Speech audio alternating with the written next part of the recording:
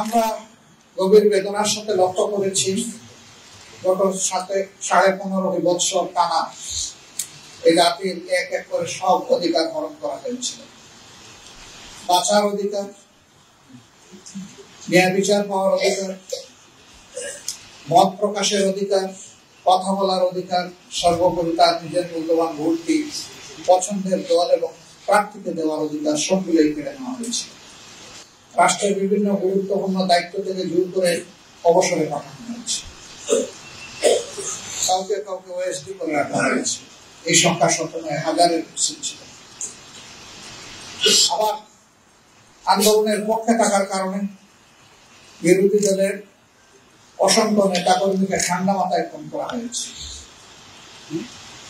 2006 সালের 28 অক্টোবর লগিবইটার তাণ্ডব দিয়ে সেই হত্যাকাণ্ড শুরু হয়েছিল, আর 2024 সালের 5 আগস্ট পর্যন্ত সেই হত্যা এবং ধ্বংসলীলা বাংলাদেশের জনগণ এবং বিশ্ববাসী প্রত্যক্ষ করেছে।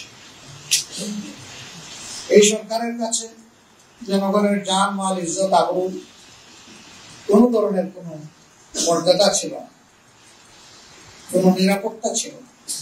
এই সকল নিরাপত্তাই কেড়ে নেওয়া হয়েছে।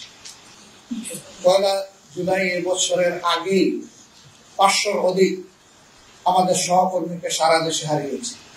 তাদের মধ্যে নারীরা আছেন, পুরুষরা আছেন, শিশু, আবাল, বৃদ্ধ বনিতা আছেন এবং বয়স্ক মানুষদেরকেও তারা ছাড় দেন। মহান রবের দরবারে দোয়া করি আল্লাহ তাদেরকে শহীদ হিসাবে কবুল করেন।